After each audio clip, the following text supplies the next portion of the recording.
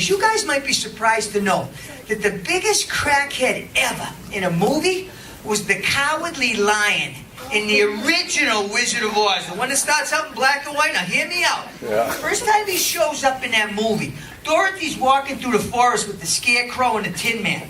Lion's hanging out there by himself. Who hangs out in the forest by themselves except a crackhead? Let's start with that. And then the first thing he does, he jumps out, remember?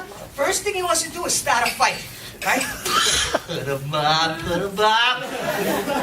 I'll fight you both at the same time. And then Dorothy slaps him on the paw, and he starts crying. Right?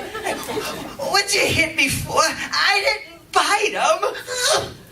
Who goes from wanting to fight two guys to crying in 10 seconds? That is a mood swing you're only going to see in a rehab. But here's the kicker. She says to him, we're off to see the wizard. He thinks the wizard is their drug dealer. Take me with you. I need some He wants to say crack. What he says, he says courage. Everybody knows